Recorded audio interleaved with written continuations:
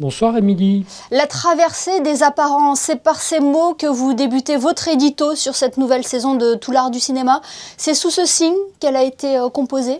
Essayer de proposer des films où les cinéastes essayent de nous embarquer, de nous emporter au-delà du paraître, au-delà de la surface des choses, pour nous montrer la réalité des choses et des êtres. Alors, c'est facile à dire, c'est pas à la portée de tous les cinéastes d'arriver au-delà d'une histoire, d'un récit, d'un genre, des personnages et des acteurs, d'arriver à nous émouvoir au-delà du premier aspect, du premier plan, j'allais dire.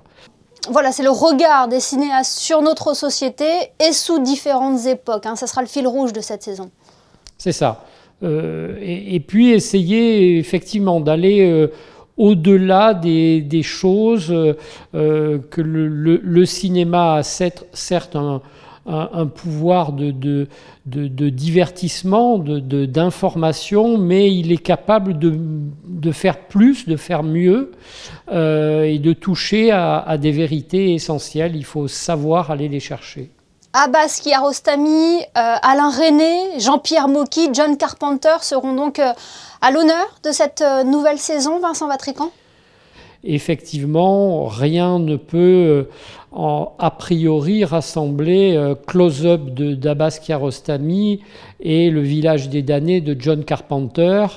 D'un côté, un cinéaste iranien qui a travaillé toute sa vie à essayer de montrer le pouvoir des images, le pouvoir du cinéma dans cette histoire absolument fascinante, partant d'un fait divers, d'un homme qui se fait passer pour un cinéaste et arrive à convaincre une famille de tourner dans son prochain film, un usurpateur.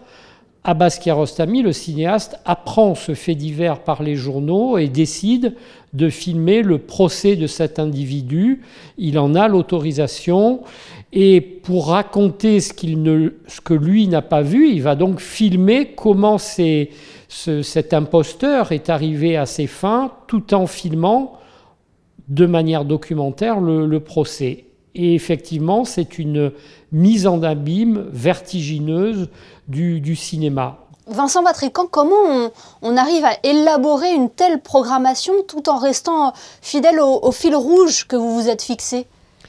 Assez compliqué, je le dis souvent, on travaille chacun dans notre coin avec Jacques Hermabon, on définit des listes de films qui nous semblent rentrer dans la thématique, avec toujours en tête de ne pas mettre trop de films américains, trop de films français, trop de films récents, essayer de garder de la diversité, et puis on confronte nos listes.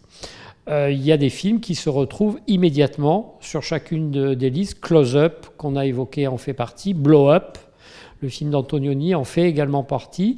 Et puis après, chacun va défendre ses choix, essayer de dire pour quelles raisons j'ai choisi tel film. Parfois, on fait découvrir des films à l'autre. C'est aussi l'intérêt de ce type de travail. Ces échanges privilégiés, Vincent Vatrican, sont très précieux, tout comme les collaborations avec l'Orchestre Philharmonique, la Fondation Prince-Pierre ou encore les ballets de Monte-Carlo.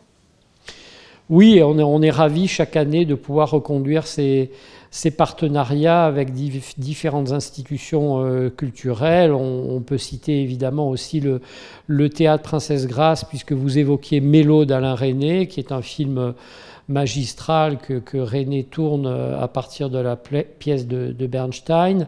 Et puis aussi avec l'Alliance française, avec les rencontres internationales Monaco et la Méditerranée.